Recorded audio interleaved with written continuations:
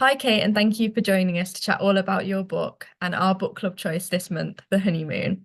We've really enjoyed this book and are super excited to hear your answers to our questions. So, would you like to introduce yourself a little to our book clubbers? Hi, yes, thank you so much for having me. And honestly, I'm so honoured that you've chosen The Honeymoon as your book club pick because yeah, Kenilworth Books is a really special bookshop to me. So to be chosen was a really lovely moment. So thank you. And I'm really thrilled that you enjoyed it as well. So I'm Kate Gray. I'm the author of a thriller author, although I have written six other novels as Katie Collins. She's kind of my nicer, less murderous alter ego. So her books are a lot more uplifting, feel-good fiction. Whereas Kate Gray is, yeah, a lot more murderous and likes the odd kind of twist and turns and stuff. So The Honeymoon is technically my debut thriller, but as I said, I have written other novels before. But yeah, to step into the dark side and this kind of whole world of crime has been so exciting and something that I always love reading thrillers. Psychological thrillers are kind of my go-to books, but I never thought if I could write one. So when I gave it a go, and luckily The Honeymoon is kind of the result of that, and people seem to really enjoy it. So I'm really thrilled because it is my best kind of genre that I like to read the most. Oh, good. And so, where did the idea of The Honeymoon come from? So this came from like a literal nightmare, and it's I don't know if many authors have this kind of ideas. It's really weird where ideas kind of come from. So I was trying to write the next kind of Katie Collins book, and it was during lockdown, and when there was just no creativity or no moments of peace to even think. I had two very young children at the time. And I was just really stuck and I couldn't get this book to work. And I had this idea and I thought it was going to be okay. But I just wrote and wrote and wrote and I just couldn't get into it. And I wanted to tear my hair out. I sent it to my agent and she said, you can keep going again, but you're not there. And because I have to try and sell it to get a new deal. So then I had the pressure of I've got no money. What if this is, the whole world was like going up in flames. It was just a really stressful time. So obviously that's not conducive to the best creativity. However, I kept plowing away. I was like, no, no, come on, I've got to get this book to work. And then one night I had a nightmare. And the nightmare was so vivid and real. Like I can remember it now, even though it was a couple of years ago now. And I woke up covered in sweat. Like my husband was beside me, and I was like, oh my God, I couldn't get my breath. And I said, I've killed a man. I've killed a man on this beach. And I looked down, there's blood on my hands. And I remember this sandy beach, and there was a man that I didn't know, and his head was like, it was really grim, disgusting. And I knew that I was guilty, but I also knew that I wasn't. And there was other situation around it. But the fear of my freedom being taken away and my family and everything I kind of had, that split-second moment, I honestly felt so sick. And my husband's like, it's fine. We're in tier 3 or bubble, whatever's, that stage of lockdown. I was like, you haven't left. We were living in Kenilworth. You haven't left Kenilworth. You've not gone to Thailand. It's like, it's fine. But because it felt so realistic and that real deep-seated fear of losing everything in an instant, I was like, I've got to write about this. And it was the first time I went to my desk the following morning and just wrote. And I felt free and excited and happy to see where the story was going to go. And it wasn't a Katie Collins book. It wasn't a feel good because it had murder and crime. And I didn't know if it would go anywhere, or if my agent would like it, or what was happening. But I just had this real urge to write. And that I love that feeling again, because after so long of battling with it and thinking this Yeah. is just not how it's going to go. So I just went with it and I wrote it really, really fast. I think the first draft, I had the idea on the 15th of July and I had finished the first draft on the 15th of September. So literally, I mean, that's quite unheard of. When I hadn't plotted anything else, I just kind of went for it. And I sent it to my agent. I said, oh, I've kind of, had this idea. I don't know if it's any good. And she wrote back this email, which I'll keep forever. And she said, I think this is the book you're meant to write. And that Yeah. just felt such a relief, as well as in kind of, hopefully I was going to be able to sell it and be able to keep doing this as my job, which I love, but also that I could write again and that kind of block that had been put on from lockdown was kind of lifting. So yeah, so the idea came from this nightmare, and I kind of spun it around in my head a few times, thinking, okay, how can I make this worse? Okay, what if you discovered this body? What if it was the last night of your honeymoon? What if you didn't really know your partner and they didn't know you? And what if you had a lot of secrets and lies, but they did too? And I just kind of kept these kind of what if questions Yeah. and just ran with it really. No, that's brilliant. So is that normally how you write? Do you normally, have an idea and then just go for it? Or are you like a big planner? Do you know, because this has loads of twists and turns throughout it, doesn't it? Did you Yeah. know exactly what was going to happen, or were you just going with it almost? So I kind of tend to see my books. I have an image at the start, and then I have an image at the end, and there's kind of a couple of vague scenes that I know somewhere they will occur. Um, and I don't know how I'm always going to get there, and I don't know. And sometimes I kind of want to sit and plan and, extra chapter by chapter and how, but when I've tried that in the past, I'll spend like a couple of days working this beautiful plan and it'll all make sense and it's really good. And then I'll start writing and the characters will literally say something different, do something different, and I'll just think, well, that was a waste of 3 days. So I'm just gonna go with it Yeah. and kind of let them lead the way because I think with my Katie Collins novels, they were kind of classed as commercial women's fiction. So I really like characters and character-led kind of novels. So I'm really happy to kind of let the characters kind of take Yeah. control in a way because I do know them really well and I want my characters to be really kind of lifelike and realistic and relatable.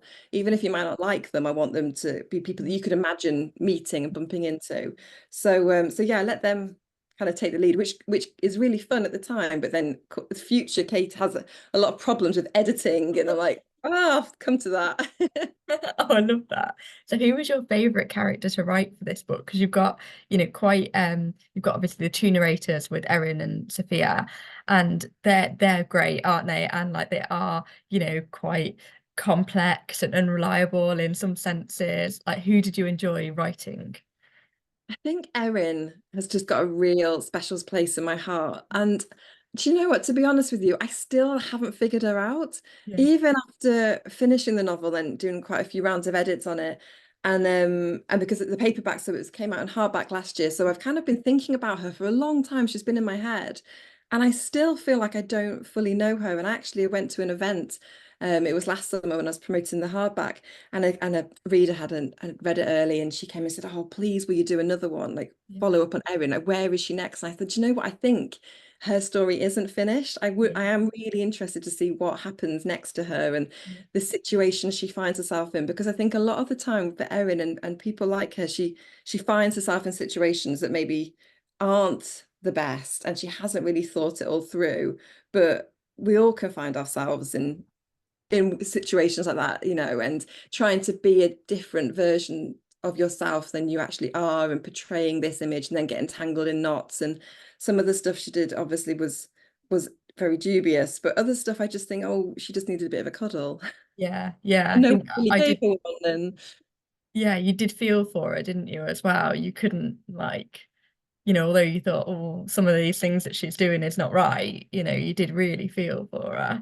Yeah, and I just wanted her to be loved really, and she got with Jamie, and he had very immoral reasons, and I just think there are people like that, and especially women like that fall for men, and they get charmed by them, and they go along with what they tell them, and then it's only you start to unravel these different layers and find stuff about them, but also about yourself, and sometimes it's not all pretty, Yeah. but I guess it's how you deal with it.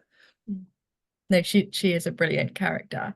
So your next thriller, The Summer Party, this isn't a follow-on from The Honeymoon. This is completely different, but again in that thriller genre. Can you tell us a little bit more about this? Yes, so the summer party is going to be out in hardback in July and then paperback probably the following spring. And yeah, it's a standalone. I think I wanted to do two standalones just to kind of to make sure that the honeymoon wasn't a fluke, that I could tell another Yeah. story.